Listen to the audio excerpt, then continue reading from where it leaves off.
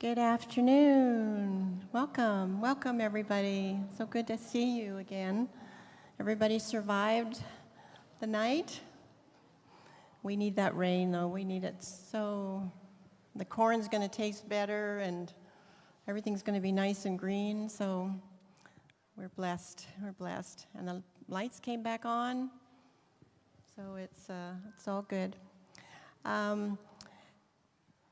Those who are doing the seminar, the training afterwards, we need those that registered last, we need your addresses. So today there's going to be somebody that's going to be there to get your address, so because the books are going to be sent to you. So just for those who are part of that. So anyway, we're so glad you're here, and Pastor Ulrich Watson is going to say the prayer for us today. Thank you, Betty. Have you been blessed so far?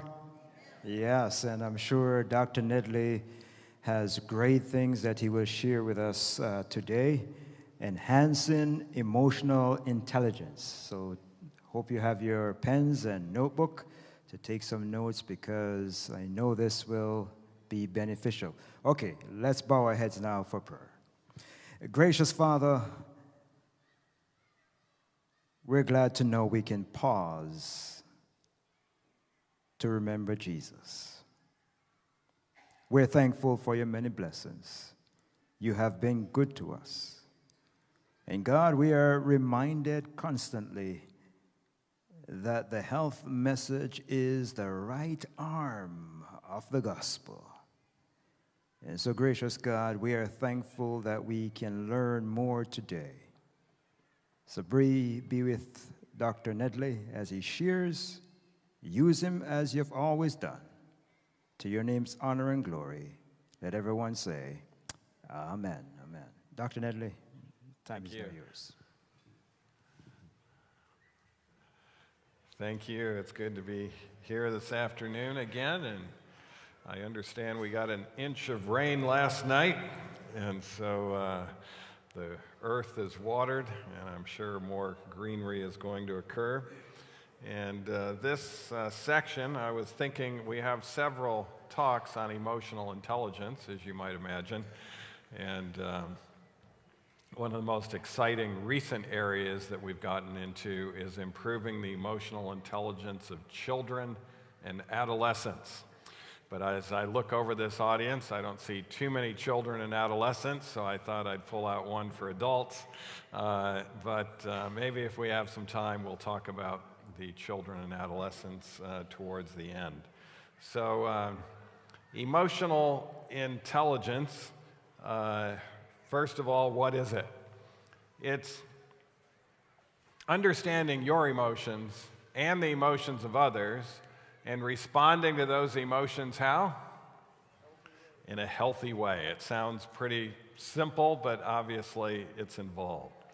Our behaviors powerfully influence our thoughts and emotions.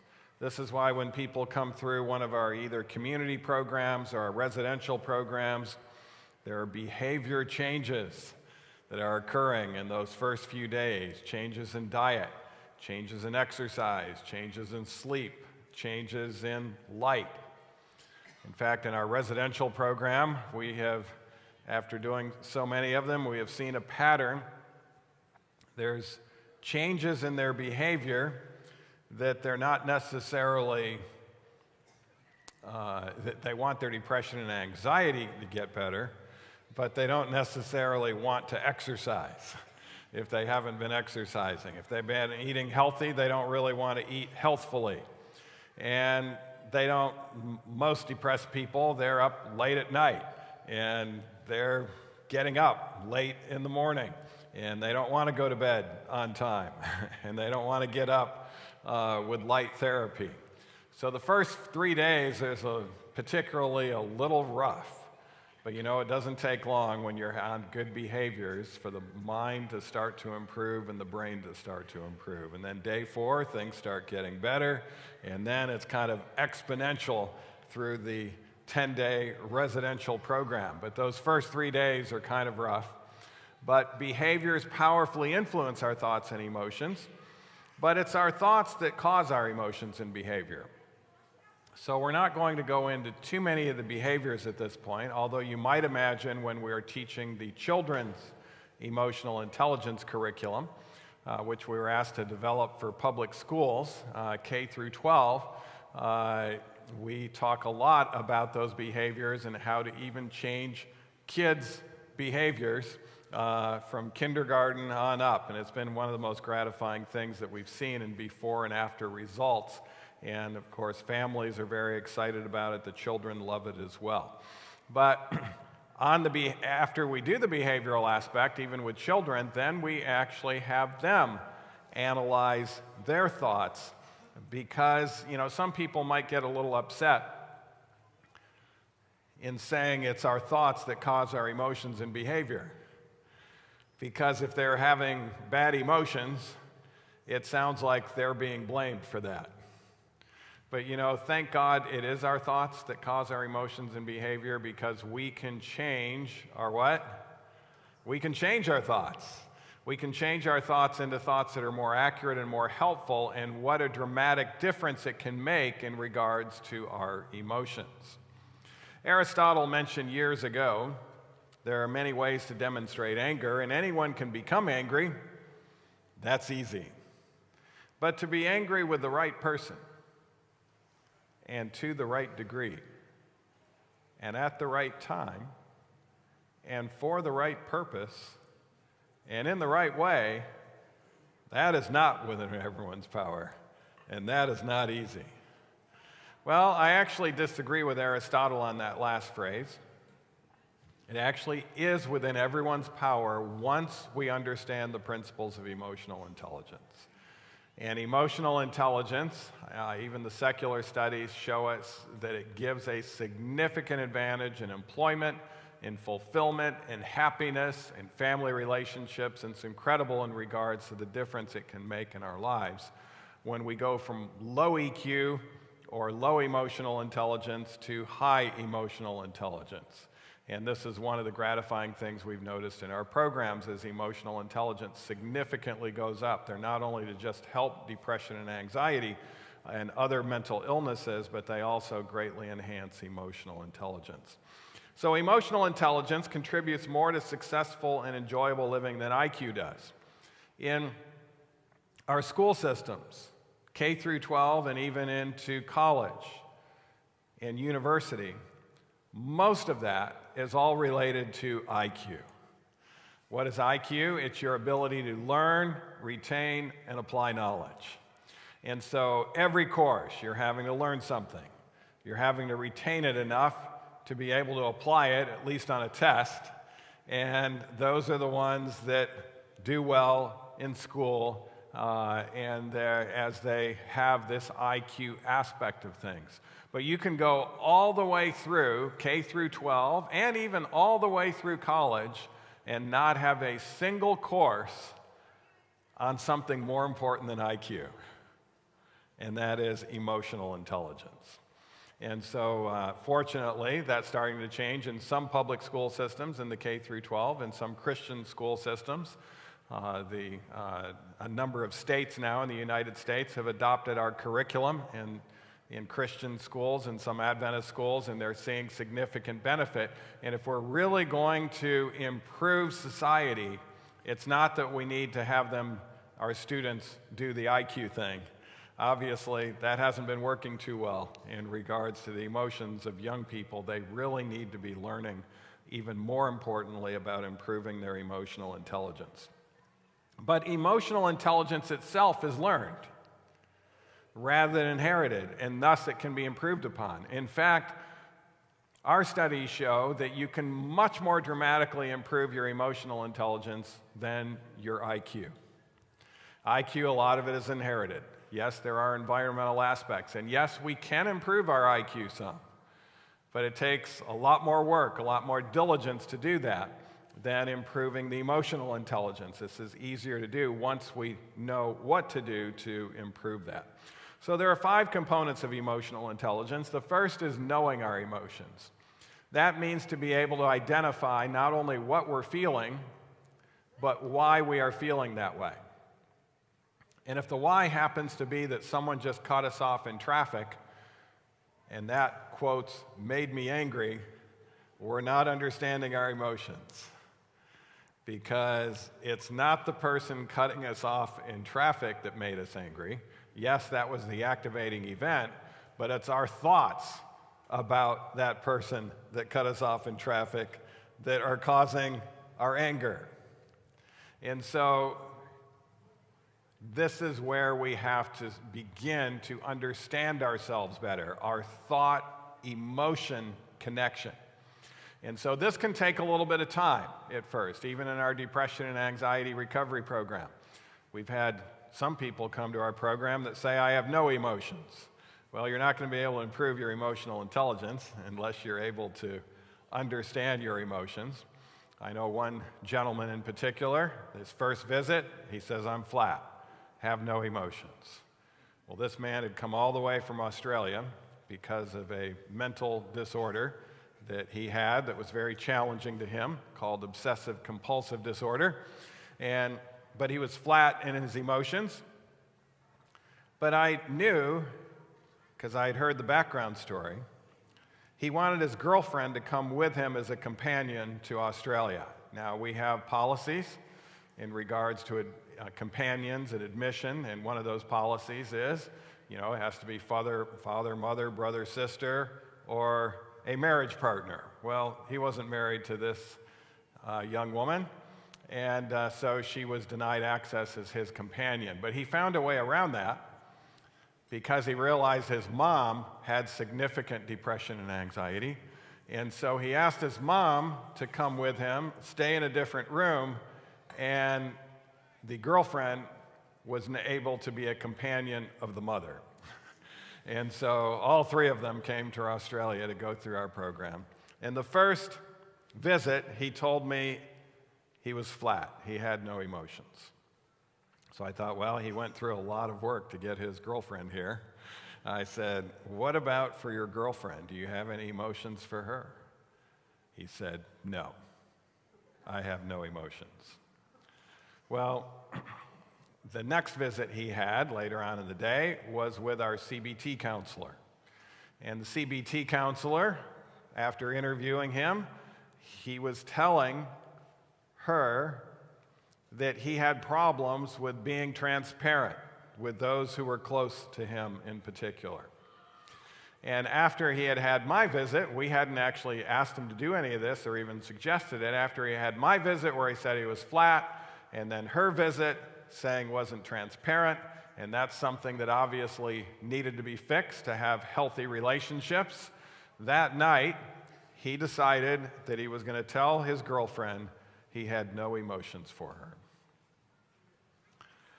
He did that night, and then she signed up the next day to be a full participant in the program because she ended up with very situational depression, realizing she came all the way over with this guy and he doesn't even have any emotions for her. Well, as a result of him seeing her reaction to that, he realized he did have some emotions. So this is why it really takes some time sometimes to be able to understand that aspect, to know our emotions, and particularly to know the thought-emotion connection. By the way, the story ended well. It ended well because although they both significantly got better, the OCD got significantly better in 10 days. He found the solution to that, and her depression got significantly better. They ended up breaking up, which was good for both of them, actually. And so their relationships also had opportunity to improve. The second aspect of emotional intelligence is to manage our emotions.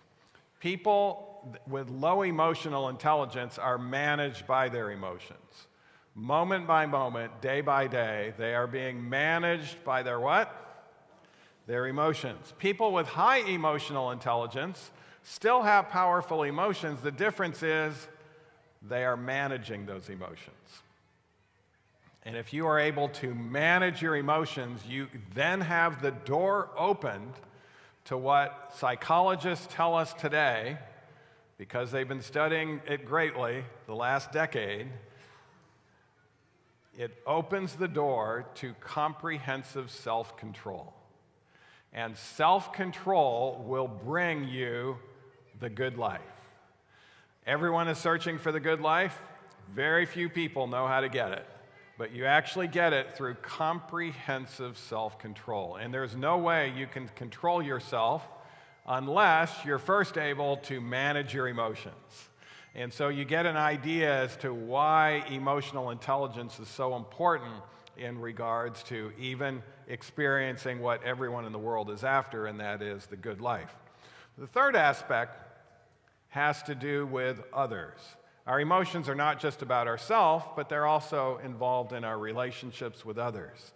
And if we're able to recognize the emotions in others, we can build up more empathy. That's an aspect of emotional intelligence. Managing relationships with others, some people call that social intelligence.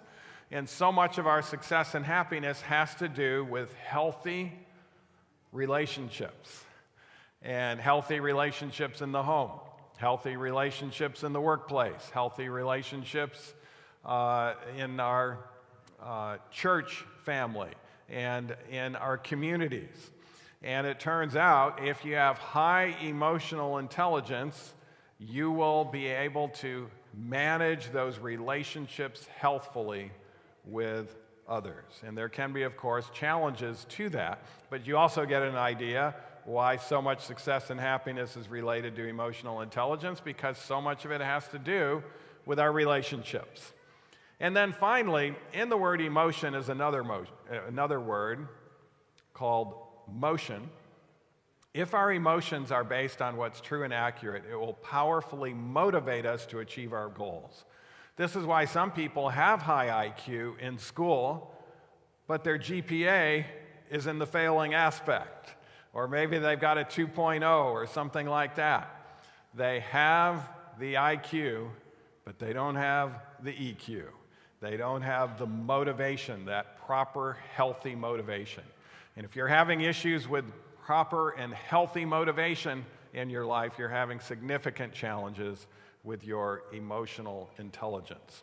And so increasing emotional intelligence has been shown to effectively prevent or treat depression, phobias, obsessive compulsive disorder, post-traumatic stress disorder, anorexia, and bulimia, the eating disorders that are thought to be so difficult to treat, and even addictions such as alcoholism. Studies have shown, for instance, Alcoholics Anonymous has a certain success rate. Actually, the majority that go to AA do not recover from alcohol. They're trying to recover from alcohol, but it does have a degree of success. But studies show that if you combine AA with a program such as ours to enhance emotional intelligence, it improves overcoming alcohol by fourfold over just doing AA. That's not just a 50% increase, it's a fourfold increase. And that's because you teach the individual, alcoholics are used to just, when they get into stinking thinking, just not thinking and drinking alcohol to prevent themselves from thinking. But we don't have to worry about stinking thinking if we can correct that stinking thinking, and then their first year of sobriety ends up being the best year of their life because they're able to prevent that stinking thinking that gets them back into alcohol again. So improving emotional intelligence also helps normal people. It's not just for those with mental illness. It helps normal people think clearer, communicate more effectively. It fosters unity in group settings. It reduces polarizing statements. It promotes a happier life. But all of this is accomplished without compromise or sacrificing the truth. One of the bedrock principles of emotional intelligence is what is true. Some people think, well, wait a minute, you can't have unity unless you put truth aside. No, that's a superficial unity that will not withstand stress. If you want to have a bedrock unity, it has to be based on what's true and accurate. And emotionally intelligent people are very interested in even their own thoughts being truthful and accurate. And if they have that as a priority, they're going to improve their emotional intelligence a lot quicker once they're trained to do so. So what are the influences on emotional intelligence? There are many influences. Our genetic makeup does have a role to play, even with this. Our childhood experiences do have a significant role to play. Our current level of emotional support has a role to play. And there are physical conditions. If you haven't slept for 48 hours, what happens to your emotional intelligence? Does it go up or does it go down? It's going to go down. Your ability to manage those emotions goes down. Poor nutrition can also have a role to play in regards to this. But the major influence on emotional intelligence, as important as those other things are, our emotions are largely controlled by our beliefs, our evaluation of events, the way we think about problems, and our silent self-talk. These are the moment-by-moment messages we give ourselves. Study was done recently in Today's Humanity. I think it's changed over time from the decades earlier of the Great Generation. But one of the studies showed the typical person will have 80% of their thoughts negative and 95% of those thoughts repetitive. 80% negative, 95% repetitive.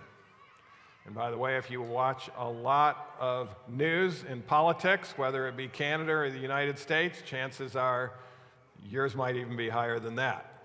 And so, and there's a lot of things driving individuals into those negative thoughts. So, traditional psychotherapy is a psychotherapy that's based on what's called A to C thinking. The A is the activating event, and that goes straight to the emotional consequence. Freud talked about this, Erickson, Jung. If you've taken psychology in college and you listen to all of these theories, these are all theories based on A to C thinking. And studies have shown that form of psychotherapy is no better than taking a placebo pill. It's kind of interesting that Freud got famous. He only had less than 100 patients that he developed his theories from. I don't think he ever improved anybody significantly, but he wrote about it. People got attracted by his theories. He wasn't a very busy guy because there wasn't a lot of people being helped by him. But you go to psychology class in the college today, and they're going to teach you about Sigmund Freud. They're going to teach you about Erickson, about Carl Jung, about all of these others. And it took years for Beck and Ellis to come along, but Dr. Beck and Ellis said, this is false. A to C thinking is actually crooked thinking. Dr. Ellis, this is a quote from him, believing that we have little or no ability to influence our feelings and that events and situations directly cause our emotions and behavior is indeed crooked. Now, one of our therapists began to understand this. She was taught in the traditional model, and then she had an experience that taught her otherwise. Her husband is a physician, and she was going by his office to actually feed him lunch, so she walked through the lobby, and there was a young man that had extensive facial burns.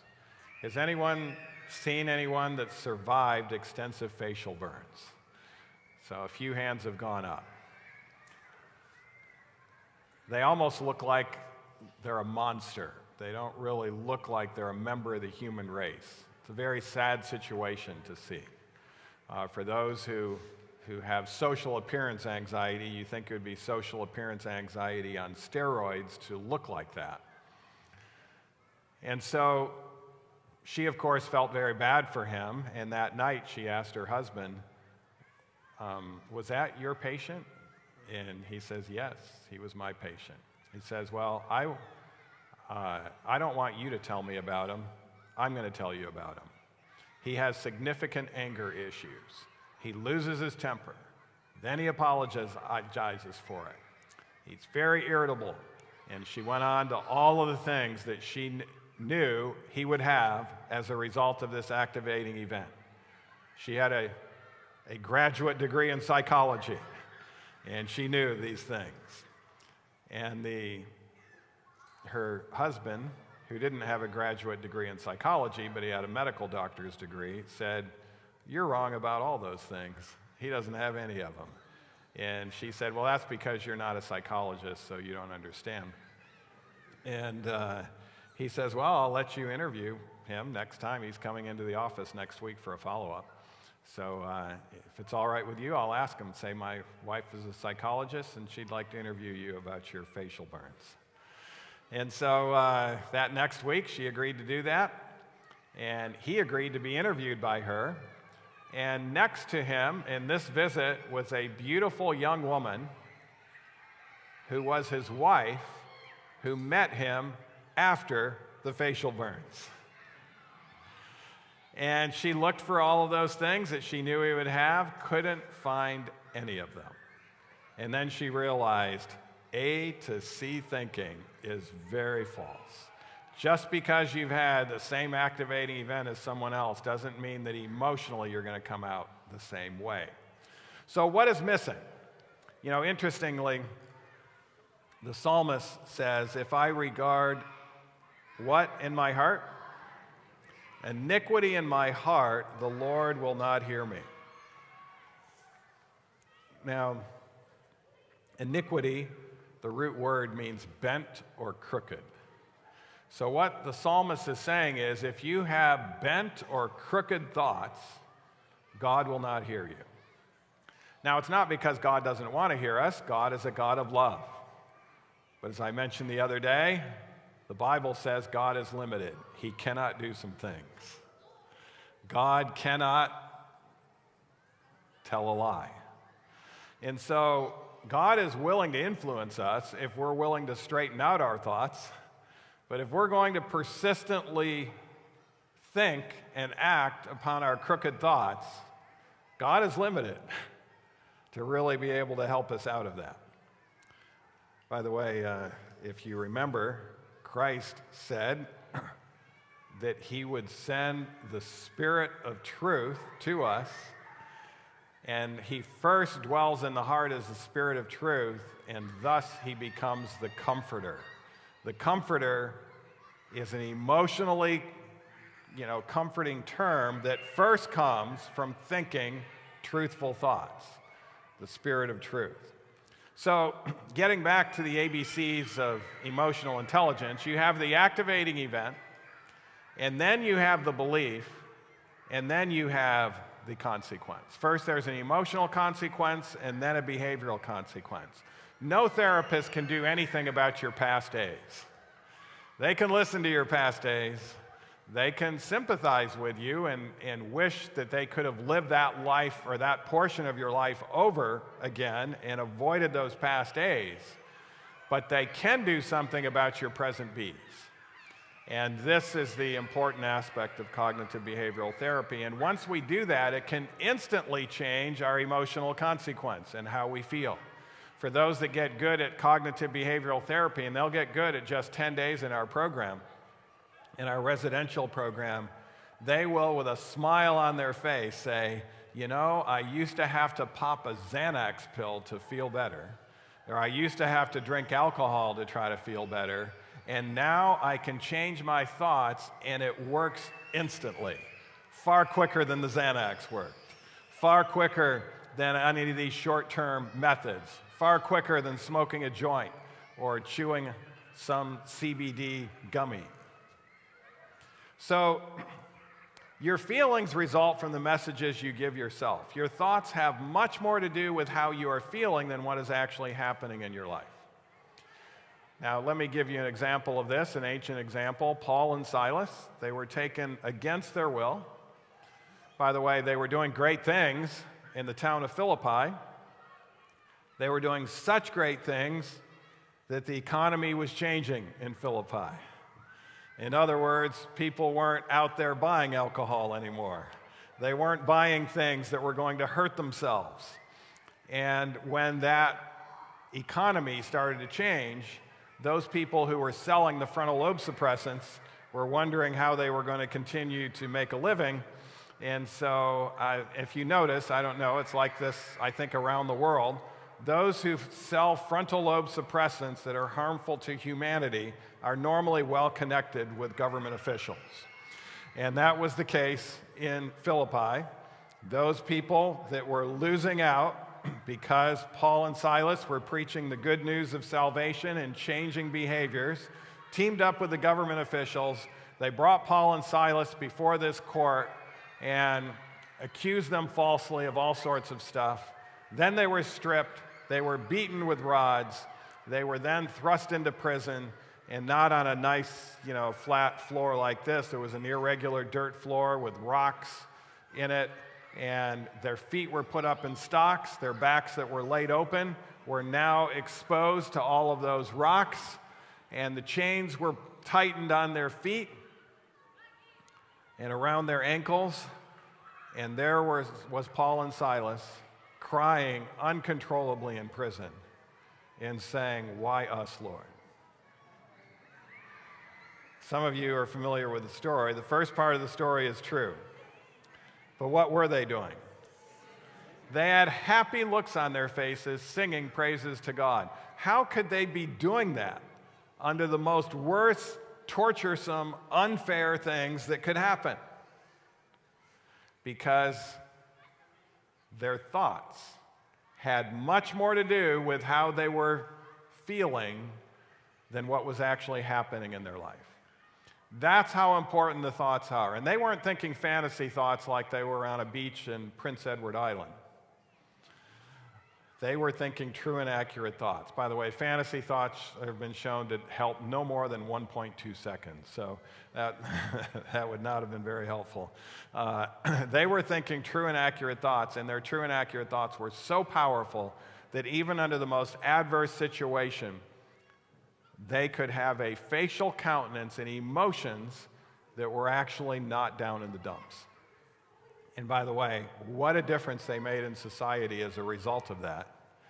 Because the typical person would have been tempted to lash out at the government, say political things, lash out at the jailer, say how unfair this was, and they would have been right about how unfair it was. But instead, when the earthquake happened, and Paul and Silas kept all the prisoners there, and the jailer had heard them singing and had never heard anything like that, he was now ready to hear the words of salvation. And he cried out to Paul and Silas, "What must I do to be saved?" And his entire house was converted. Not only that, when the rulers said, "Uh-oh, we made a mistake. This was bad, what we did," and they called the jailer, and the jailer says, "Okay, I can release you." The authorities say, Paul and Silas said, "No, we're not going anywhere. They need to come down here and release us themselves." In other words, they need to face us in regards to that. And as a result of facing these great men of Paul and Silas, they were not only let go, Philippi became the first city of religious freedom, and there was never persecution due to religious freedom in Philippi again. And that's changing politics without sitting there lashing out at the politicians that are doing wrong. And so, and that's a sign of that great emotional intelligence aspect of things. By the way, one of the things I'm confused about is this rise that's occurred in Eastern meditation. You know, often when psychotherapy doesn't work, when the medicines don't work, when all of this doesn't work, the next thing a person is being referred to is some sort of mindfulness meditation that is a subsidiary or a cousin to Eastern meditation. There's a couple of reasons why we don't do this in our program. One is they learn a form of self-hypnosis often that's part of this. But another reason is because of what Eastern meditation actually teaches, which is the exact opposite of cognitive behavioral therapy. By the way, there have been thousands, literally tens of thousands of studies on Eastern meditation. They'll look for benefits, they don't look for risks. And recently, the Journal of the American Medical Association looked at all of the research on Eastern meditation They said much research has been done over the past several decades, and the health meditation, or Eastern meditation, has over 18,000 research citations. Leading health and educational organizations promote these practices. But Western meditation has very little research, with only 4 to 6 empirical studies having been conducted using distinctly Christian devotional meditation. So you have 18,000 on one side, 4 on the other in regards to Christian meditation. So they looked at Eastern meditation with all of this, and they looked at the data, even the data that had come up by all sorts of university professors and studies, and it says we found low evidence or no or insufficient evidence of any effect of Eastern meditation programs on positive mood. It doesn't affect your mood positively, at least long term, attention, substance use, eating habits, sleep, or weight. We found no evidence that meditation programs were better than any active treatment. And when they looked at active treatment, they said it's not better than pharmaceuticals or drugs. It's not better than exercise. Physical exercise will beat Eastern meditation every time when we work to get fit, or other behavioral therapies. In other words, it's not better than even cognitive behavioral therapies. No robust scientific evidence that mindfulness has any substantial positive effects on our minds and behavior. Well, one of the Buddhist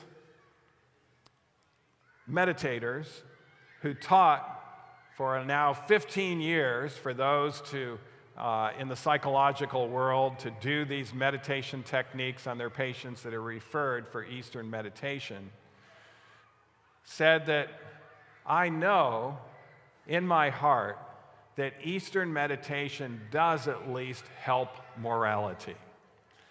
But out of those 18,000 studies, not one has actually looked, does it improve the morality of human beings?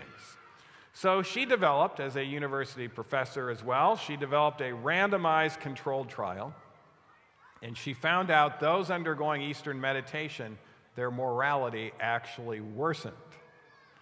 And she thought, this can't be right. This can't be right. So when a study actually shows that it probably worsens, then what you need to do is get a larger group and then randomize it again. And so she ended up doing 5 randomized controlled trials, finding one that would show that Eastern meditation improved morality. She was actually looking at, would it make you kinder to animals, for instance? The answer was no. Would it make you, if you have done something wrong, want to change and go to the person that you've done wrong and make it right? They found that didn't help it as well. By the way, mindfulness meditation, one of the common characteristics of it is not to just empty your mind, but to be non-judgmental of the thoughts that come into your head. So a lot of people like this idea. So whatever comes in, don't judge it. Don't judge what comes into your head. And it sounds like something that would help people. You know, they're not being judged, they're not even judging themselves. And so this is the attraction. This is why Eastern meditation can actually help some people who are appropriately guilty feel better short term, because now they don't feel guilty when they're not having any of their thoughts judged. So what was the conclusion after these 5 randomized controlled trials? She said, we found that a brief mindfulness exercise even attenuated moral reactions. In other words, it worsened moral reactions. She says, mindfulness, without being embedded in an ethical construct, has downsides regarding interpersonal and moral behavior that have so far been ignored by researchers and practitioners. So what did she suggest?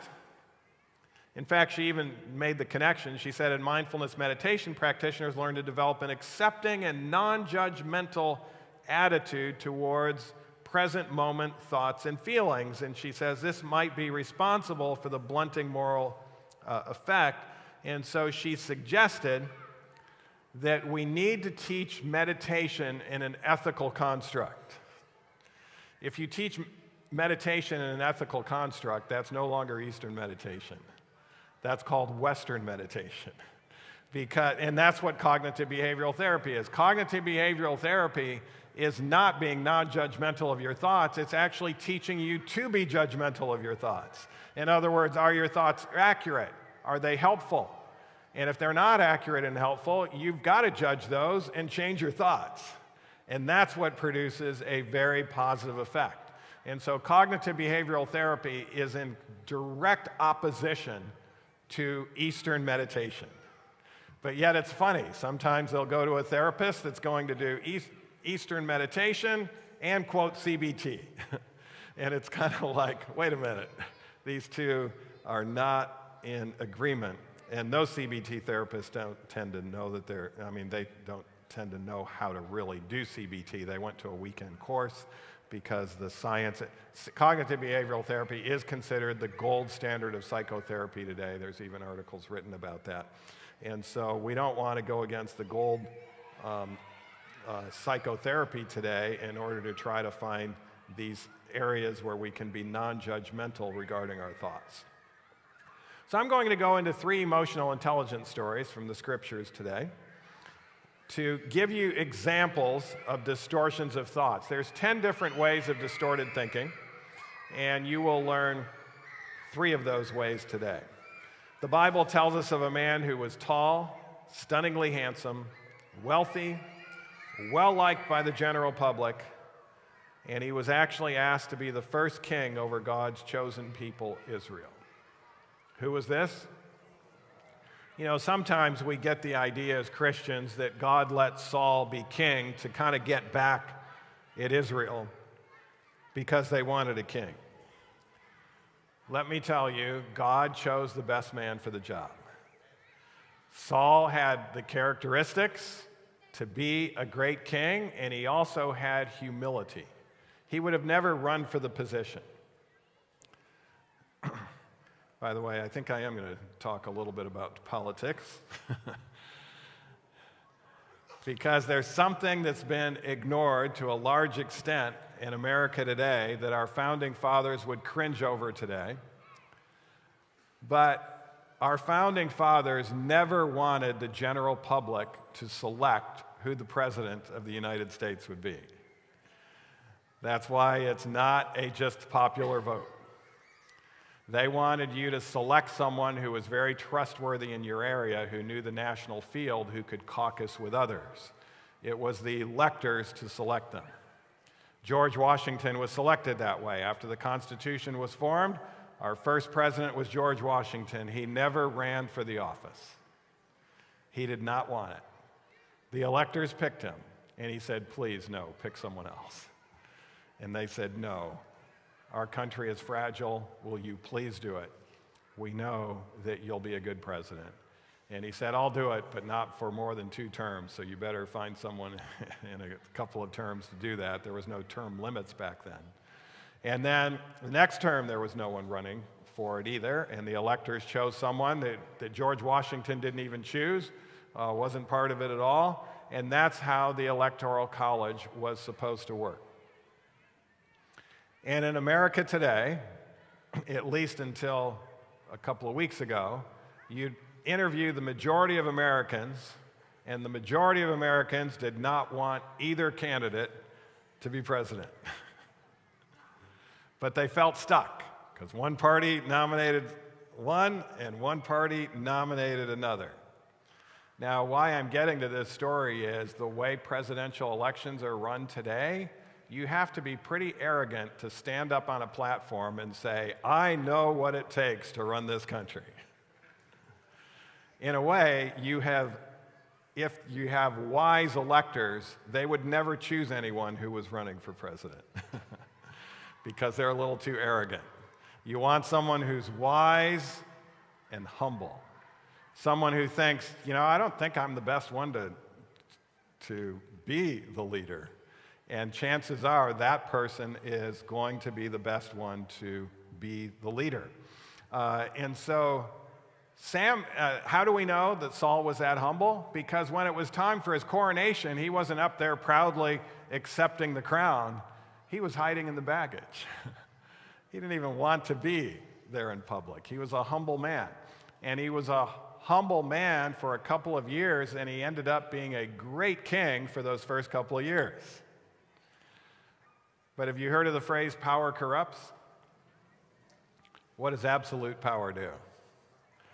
It corrupts absolutely. And you know, a king is not just the executive leader of the nation, he's also the legislative branch, and he's also the judicial branch. And so you have all of these three combined, and when everyone's coming to you to know what to do next, you start to develop an idea that you're pretty important. Well, Saul began to suffer emotional issues as a result of distortions in his thoughts. And research has documented that negative thoughts which cause emotional turmoil nearly always contain gross distortions. The thoughts on the surface appear valid, but you will learn that they are irrational or just plain wrong, and that twisted thinking is a major cause of suffering. So let's take a look at the cause of the mental illness that Saul developed. He was thinking distorted thoughts in regards to what we call magnification/minimization. What does that mean? That means you major in minors and minor in majors. By the way, let me give you examples of politicians today that do that. Dr. Baumeister, who's now the most quoted researcher in all the world from Stanford University, makes an eloquent case that the number one problem in all the world is lack of self-control. The current president has never mentioned the number one problem. The past president never mentioned the number one problem. It was never mentioned in the Republican National Convention. It won't be mentioned in the Democratic National Convention. They'll talk about problems, but they'll talk about problems that aren't near as important as that problem. And so we have this tendency to major in minors and minor in majors. And the king himself began to do this. And when how do we know? Well, when he was confronted with his own appropriate guilt, and they did win the battle that day, but Saul did not do things the way Samuel told him to do directly from the Lord. And so Samuel comes to him and says, wait a minute, what do I see here? What am I hearing? Why haven't you followed? And Saul says, why don't you talk about the fact that we won today? And why don't you talk about the good things I've been doing? Why are you pointing out the things that I didn't do? Samuel realized he wasn't getting it, and so Samuel started talking to him further. And Saul became more resistant. He says, if I did what God asked me to do here, I'd actually be less popular. And in order to stay king, I have to be able to win the popularity contest with the people. And so he is minimizing his mistakes. And Confucius says, a man who has committed a mistake and doesn't correct it is committing another mistake. And that another mistake is worse than the first because you are bound to repeat it. Instead, we can turn setbacks into victories, find the lesson, apply it, and move on, then look back on defeat and smile. Every time we mess up is a time that we can turn our setbacks into victories. And as Ellen White says, if you have made mistakes, you certainly gain a what? A victory if you do what? See these mistakes and regard them as beacons of warning. Thus, you turn defeat into victory. But instead, he minimized it, justified himself. And then he began to magnify something else that he shouldn't have magnified. He began to magnify himself. He developed this pride that he didn't previously have. And that was very obvious when another battle was won. And, you know, back in those days, it was like ISIS. If the battle was lost, those women, your wives and sisters, were taken over as slaves, your houses were ransacked, or they were inhabited by the enemy. It was bad news. And so the women were very interested in regards to the outcome of the battle. And then they heard about it. We won. And they also found out who the all-star of the battle was that day. Anyone remember who the all-star was that day? His name was David, a young man. And he's coming in right next to Saul as they're entering in, marching back to their homes and families. And the women were prepared. They had developed a song. And I must admit, if I was Saul's doctor and the choir director that day, I would have recommended they change the lyrics. But they knew Saul to be a humble man. They thought when they sang, Saul has slain his thousands and David his tens of thousands, that Saul would put his arm around David and say, aren't we glad that God put him in a position to succeed? It's a team effort. But instead, Saul wasn't sure he heard it right. And then when the chorus came back, he heard it clearly. And his pride was wounded. And as a result, he began to suffer significant depression. But it wasn't unique to Saul, who said, is this not great Babylon which I have built? Did Nebuchadnezzar have emotional problems? Severe emotional problems. Insomnia, anxiety, couldn't sleep, rage, wanted to commit genocide on groups of people. And his problem, he was warned about it. He was warned about it. Significant warning in a dream. If you don't take care of this magnification of self issue, you're going to have some major problems. And he took care of it for a few days after the warning, but then he forgot about it. And a year later, he's sitting there saying this as Babylon is growing. And he had to go through a program. It wasn't a 10-day program. It wasn't an 8-week program. How long was his program? The first thing God did was put him on a plant-based vegetarian diet.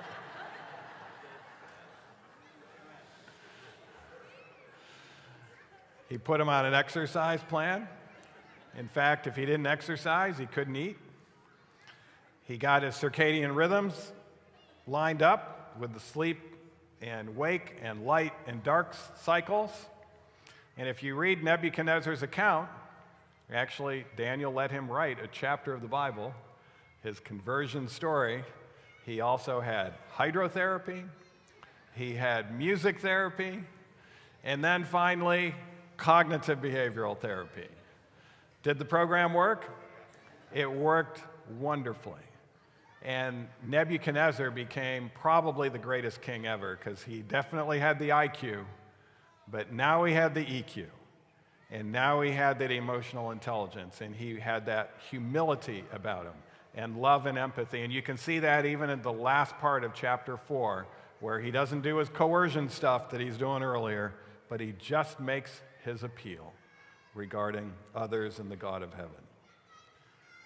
I will exalt myself above the Most High. Who stated that? Satan. Satan's problem started as a result of distortions in his thinking. So there's a book written by a cognitive behavioral therapist that we really recommend. You read all of his books, actually. They're pretty good. I think one of them is over there at the ABC. We told them about it. The book that's over at the ABC is called Telling Yourself the Truth. But there's another book that he's written that's not over at the ABC called What Your Counselor Never Told You.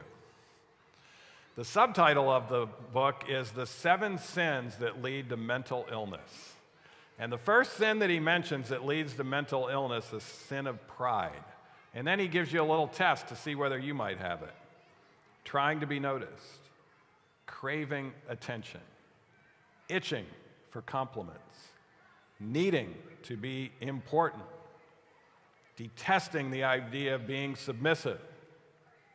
By the way, are you wondering why our young people have emotional issues? Look at this list. Loathing the idea of admitting to wrongdoing, strongly opinionated, being argumentative, demanding your way, wanting control over others, flaunting your individual rights, refusing advice, yet being critical of others and resenting any criticism coming your way, being oversensitive, and then finally thinking you have excellences you don't even have. William Backus says, if you have one or more than one of these, pride is in your heart, and wounded pride and emotional issues are coming your way. In contrast, we have Christ. We're told Christ was never elated by applause. You would think he'd be allowed because we're told he's the creator of the world. But he not only said the words, he lived the words, blessed are the meek. He was never elated by applause, nor dejected by censure or disappointment. Those two are connected. If you're never elated by applause, you won't be dejected by censure or disappointment. And that means you can tolerate all sorts of frustrations and even lies coming your way without it getting you down in the dumps. Amid the greatest opposition and the most cruel treatment, he was still of good courage. And in the midst of the greatest opposition and the most cruel treatment, he was still looking for a soul to save, which was saved next to him on one of those crosses. Thomas Jefferson says, he, by the way, is the founder of the Democratic Party. It's changed a lot since the days of Thomas Jefferson. But he said, nothing gives one person so much advantage over another as to remain what? Cool and unruffled under what? All circumstances. There's no way you can do that and if you're magnifying something out of proportion. And when we start losing our temper, we're telling ourselves we can't stand something. So watch out for I can't stand it-itis. We even have a little song we teach our participants. I don't like it, it's okay, I can stand it anyway, I'm all right. That song teaches you just because you don't like something doesn't mean you can't stand it. There's only one thing human beings cannot stand, and that is things that lead to death. But if it's not leading to death, we can all stand it. And we can have much more measured results in being cool and unruffled. Well, Saul's mental illness was treated by a therapy that's been shown to be helpful today. Does anyone remember what Saul's therapy was? It was music therapy. What type of music? Harp music. Harp music's been shown to be healthy for us. One of the advantages of harp music is you cannot play it too loud. It's the softer melodies, the softer harmonies that seem to enhance the frontal lobe, those beautiful consonant harmonies. And when he underwent the recommended therapy, he would actually feel better again. He would actually think more true and accurate thoughts. But however, in time, with the three causes still active and the third cause, wounded pride, becoming even more prominent, he would slip back into anxiety and depression. He never practiced correcting his distorted thoughts for more than a few days. And we not only need to correct our thoughts, we need to practice it. We have people write it down on 3x5 cards. Not their distorted thought, they don't need to practice that. They have that already in their head. They need to practice their accurate thought that is helpful. And when we get into that mode, we can create some new software pathways in our brain for true and accurate thoughts. By the way, how did Saul's life end? Took his own life. Suicide. By the way, that's a whole nother talk that I give. The 7 suicides of the Bible. And by the way, there's averted suicides as well. The story I just told you about Paul and Silas, that jailer was about ready to take his life. And by the way, if Paul had a hatred for what that jailer had done to him, it'd be like, yeah, go ahead and take your life. You just about ruined mine last night. But instead, Paul said, no, stop, no, don't do that. And he ended up being converted a few minutes later.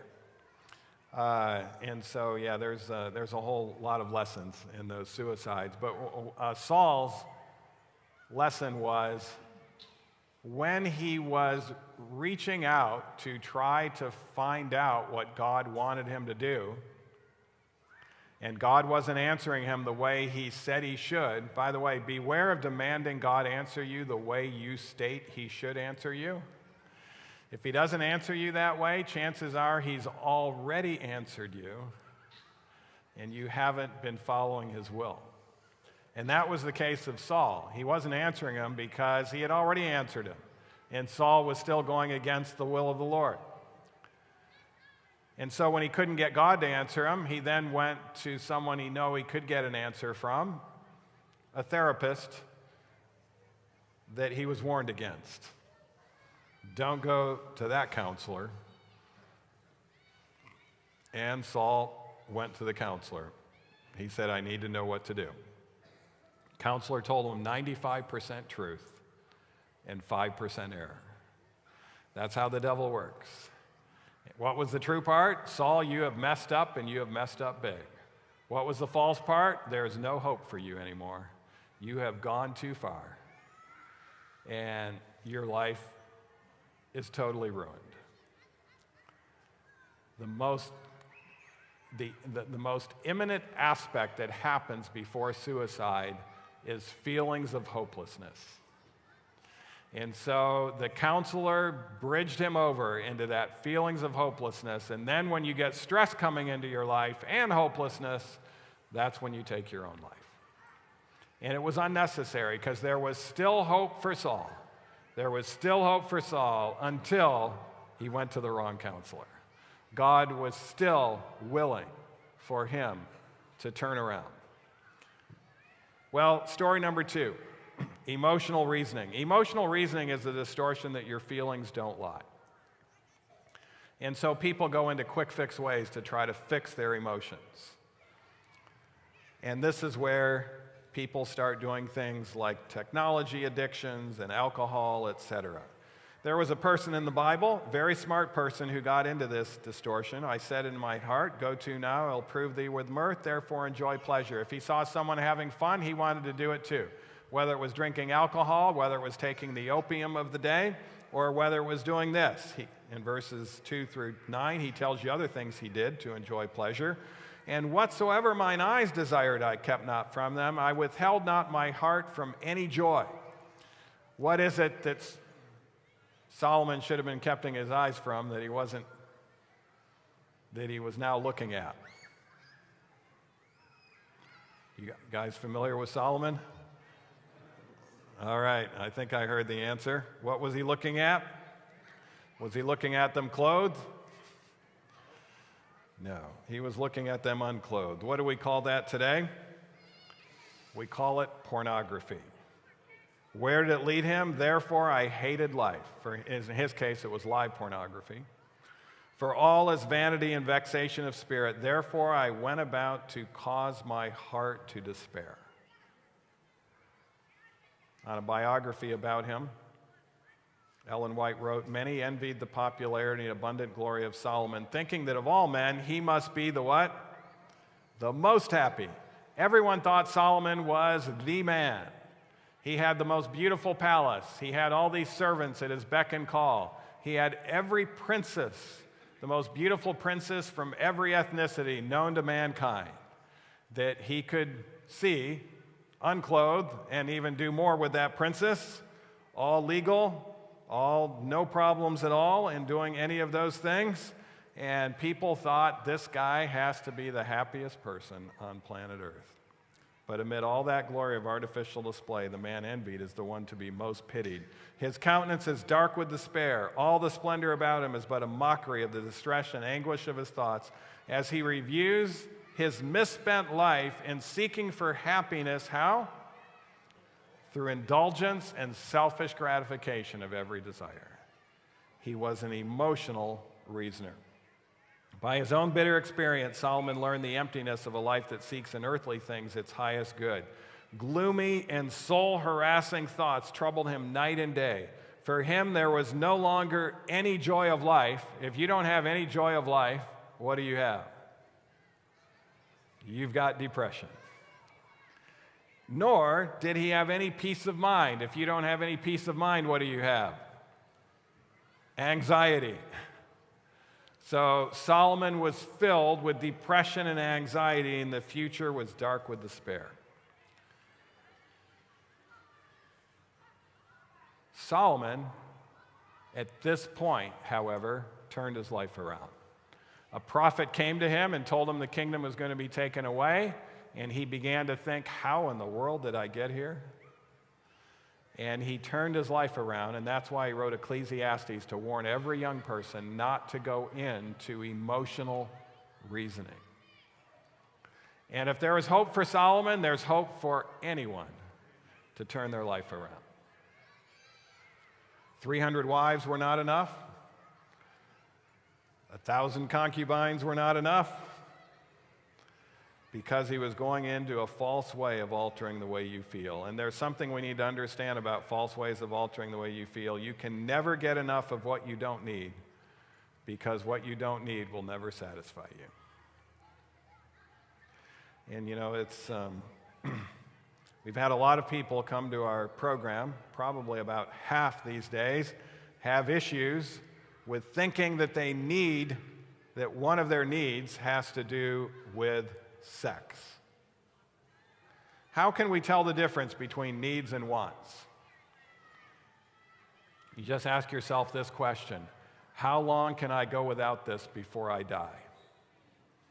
If it doesn't affect that, it is not a need, it's a want. And there's never been a death certificate signed anywhere in the world by a licensed physician that says lack of sex as the cause of death.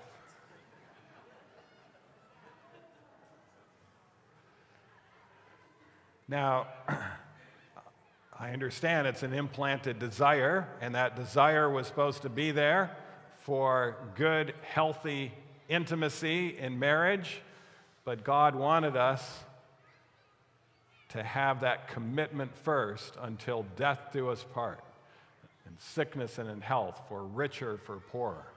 By the way, Stuart Brody, he's an evolutionist, he's not even a Christian, but Stuart Brody from the University of California, San Diego, has stated very clearly, because he's researched sex in all of its forms, but he's researched very clearly that there's only one type of sex that enhances relationship satisfaction and dopamine levels without kicking off dopamine receptors.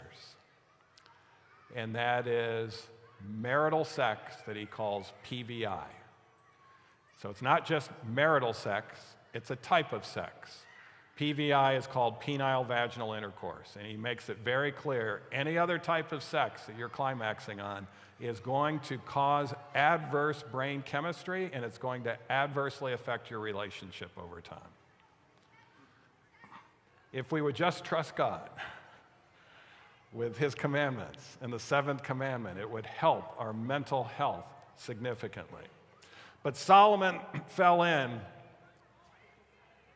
to some bad mental illness. This was a study on pornography done by University of Wisconsin and University of Indiana, a 6-week study where they exposed those who were willing to be exposed to pornography and pornographic movies for 6 weeks, while the other college students, neither one had ever been exposed before, so this was done a few years ago. It's hard to find a group that hasn't been exposed today as readily as it's available on the internet, but this was before the days of the internet.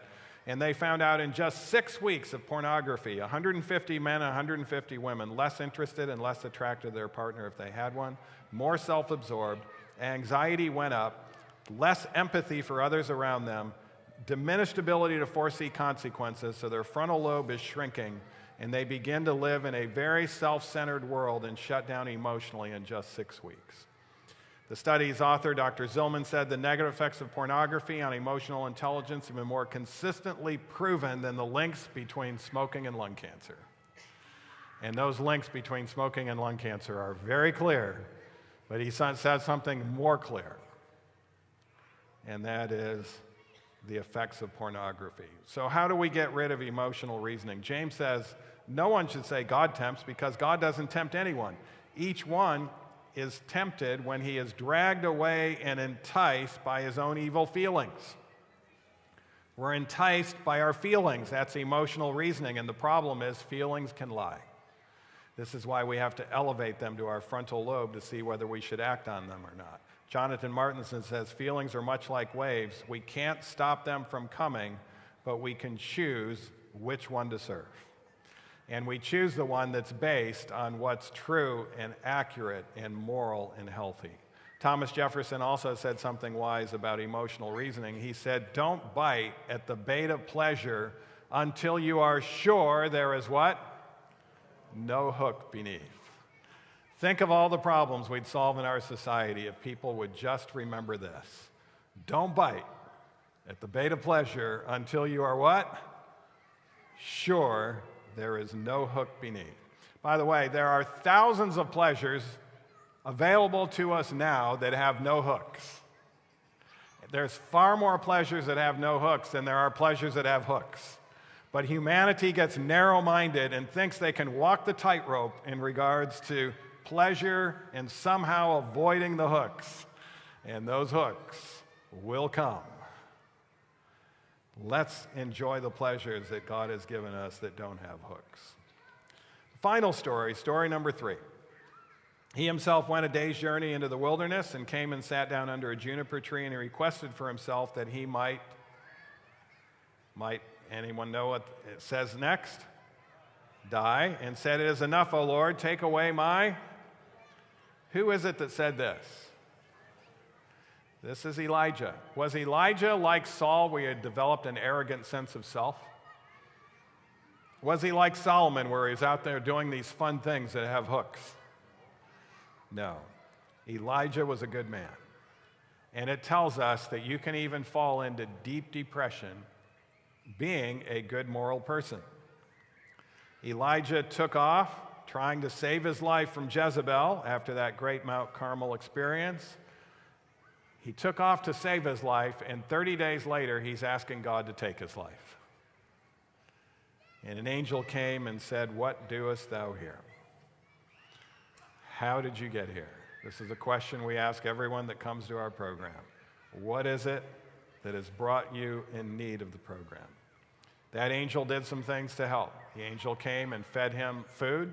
I think there was some flaxseed in that meal with tryptophan and tyrosine and omega-3. Had to get him out of the darkness of the cave and say, you need light therapy to get better.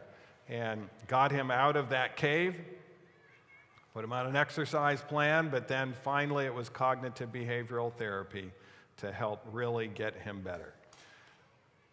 Elijah, even though he was a moral man, was thinking distorted thoughts. He was into overgeneralization. That's holding the hypothesis as a fact rather than a hypothesis, or generalizing from too few instances. What it precisely is using limited factual evidence to hold a firm belief that actually is not true. Does anyone remember what Elijah's belief was that he firmly believed that was not true? I'm the only one. If you read that story, the angel let him get by with it the first time because he was getting a whole comprehensive analysis, and our therapists often let people get by with it the first time, and then they hone in, but then he said it again. And after he said it again, the angel stopped him and said, "Elijah, you're wrong about that." Was he just a little bit wrong, or was he a lot wrong? He was wrong by a factor of 7,000. And the angel corrected his overgeneralization and then gave him 3 things to do that Elijah did not want to do. Why are you telling me to do this? But then he trusted God. He did those 3 things. And did Elijah recover from his depression? He not only recovered, he ended up establishing the school of the prophets, and he ended up being translated without seeing death. The person who wanted to die and asked God to take his life is the person that God did not allow to ever die and took him to heaven. What does that tell us? That means that God has a great sympathy and compassion for those with mental health issues. And he wants them to get to the core of solving those mental health issues. We're told in testimonies for the church, even the thoughts must be brought into subjection to the will of God, and the feelings under the control of reason and religion. Our imagination was not given us to be allowed to run riot and have its own way without any effort at restraint and discipline. If the thoughts are wrong, what else will be wrong? The feelings will be wrong, and the thoughts and feelings combined make up the moral character.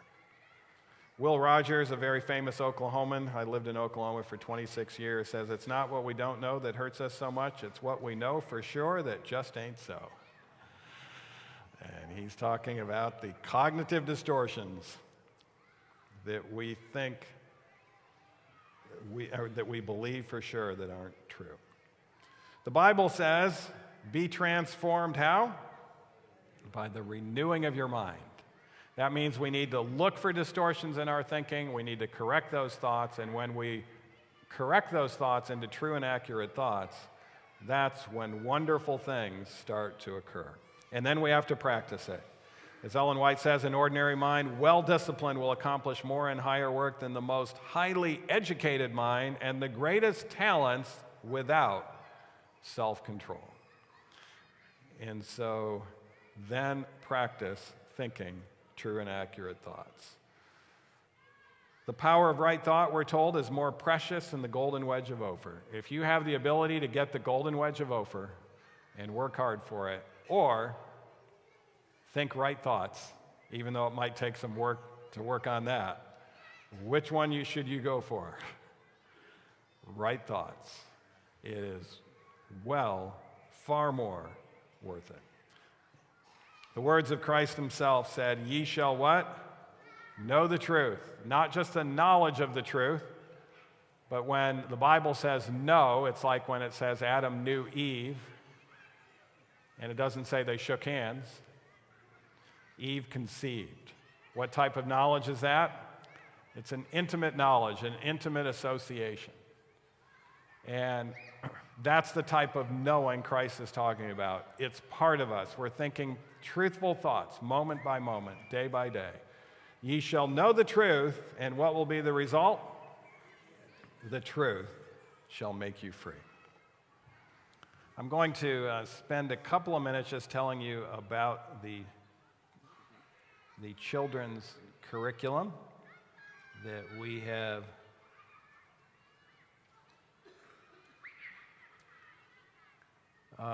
that we were asked to develop for a number of public schools and piloted it. This is something that's a very important work.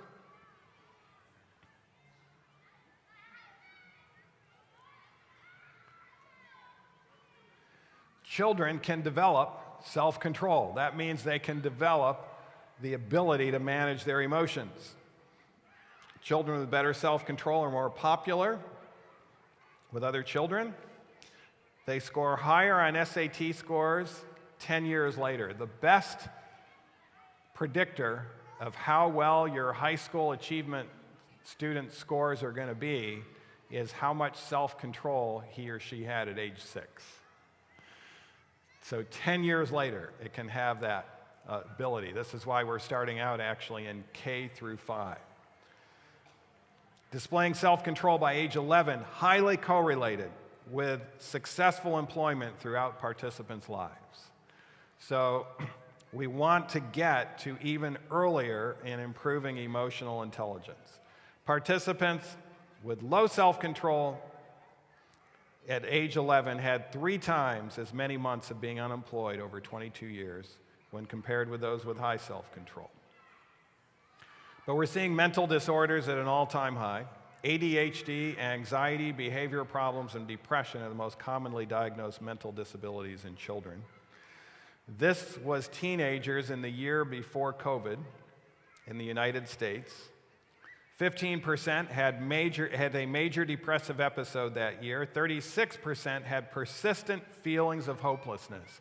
Can you imagine over 1/3 of our high school students have persistent feelings of hopelessness? 4.1% had a substance use disorder. 1.6% already had an alcohol use disorder between 12 and 17. 3.2% had an illicit drug use disorder.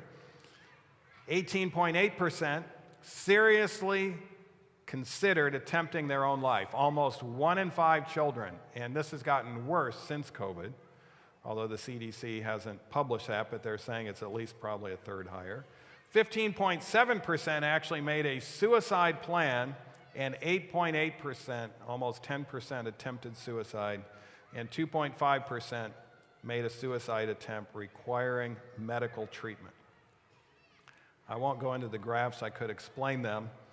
But mental illness began to skyrocket in both Canada and the United States in what year? It was gradually going up a little bit every year, and then a certain year it took off. 2020 it did jump up, but it was already going up exponentially prior to that. It started to go up in 2012. You'll see all the statistics. 2012, dramatic increase. And by the way, in every country of the world, it's gone up exponentially when this happens in the country. And that is when half of the people in the country own a smartphone.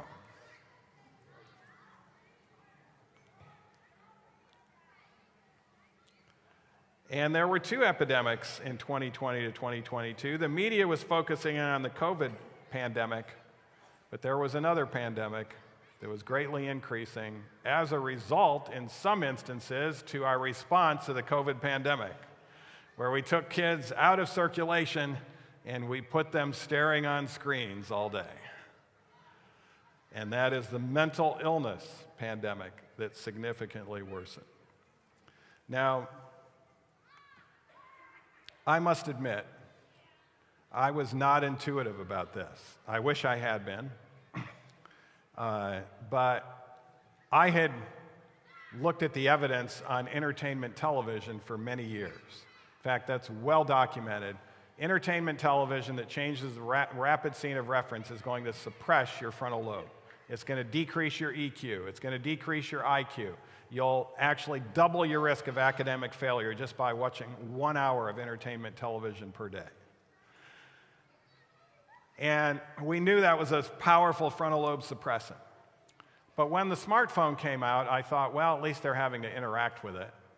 So at least they'll be having to think. They're having to utilize their mind a little bit. This shouldn't be so bad, is what I thought. But there's something that I didn't take into account.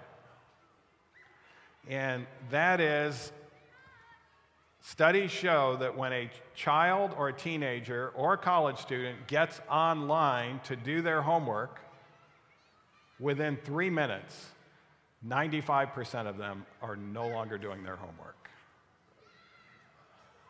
Why aren't they doing their homework? That's why they got online for. What's the word? They got distracted. So they get online, and then a friend sees they're online and shows them a text. And then they respond to that text. Then all of a sudden, a push notification comes in. This is a news notification, and that news, they might not even give them permission for the news notification. But then all of a sudden it says Donald Trump has been handcuffed and put in a New York City jail. Oh, I've got to see that. And so they click on that, and they want to see what the left says about it and what the right, and do they have a picture of his face when he's being handcuffed? And that takes them about 15 or 20 minutes to go through that. And then all of a sudden, a little BMW goes across the screen. Why a BMW? Because the computer engineers know that that kid likes BMWs. There's a new BMW at your local dealership. It's an A20. Oh, I heard it was coming out, but I didn't realize it's already out. Let me look at that A20 and see the things that it has. And so you're looking at that. And then all of a sudden, a Snapchat comes in. If you don't look at that picture, it goes away. It's a friend picture that they're sending you, but you've got to look at it right then. And so you look at it, and then you're trying to figure out, 45 minutes have passed, you're trying to figure out, now, why did I get on this computer to begin with? Oh, yeah, my homework. Well, here's the cognitive penalty. When we can't focus, it actually shrinks our anterior cingulate gyrus of our frontal lobe. Anterior means the front portion of our brain. That's the portion that we need for focused attention. And that's also the portion of our brain that we use to manage distressing emotions. So when we don't focus on something for prolonged periods of time, we shrink that area of our brain, and then we no longer have the ability to manage distressing emotions. And so it's not that they're doing bad things, although they could be. They could be doing bad things that would even worsen it more, like we talked about here with pornography, etc. But it's just the nature of being distracted when we get on these devices. And so it pays a severe cognitive penalty. That's why Daniel Goleman, the author of the book on emotional intelligence, says, in order to regain emotional intelligence, we have to have a digital Sabbath every day for everybody. We think of Sabbath once a week. A digital Sabbath, how much did he say we should have it? Every day. That means time, significant periods of time when we're not allowing ourselves to be distracted by any device and can be involved in focused concentration. This is why the YouTube shorts are very popular. You know, they can't even focus for 7 minutes. If this is a 1-minute video or a 56-second video, then I can look at that, and I can see that, and then I go from one to the other. But it's actually better for our brain to be out farming in Alberta when we have no distractions and we're just focusing in on something for 8 hours a day. We'll actually develop more EQ and IQ that way than going to a university and being online all day and allowing ourselves to get distracted. And so these are things that we have to teach our teachers as well as our students.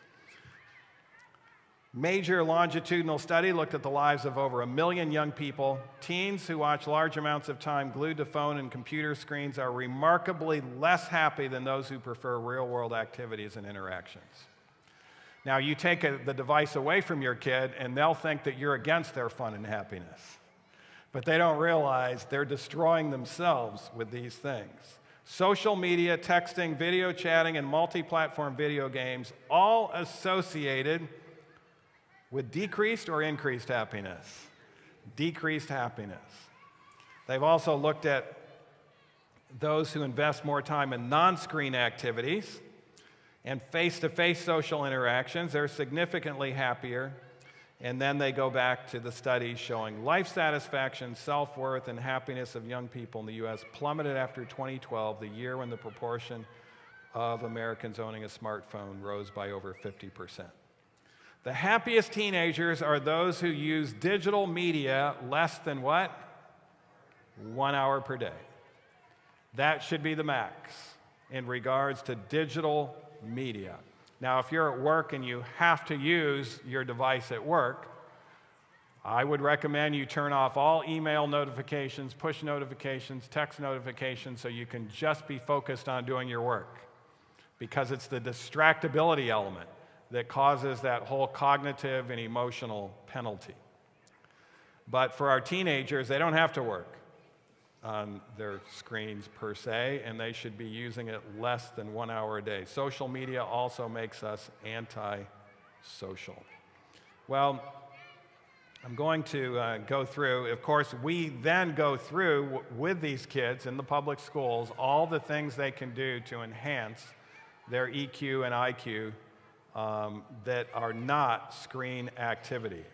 We talk about the e-fast and how to be able to go through that as well.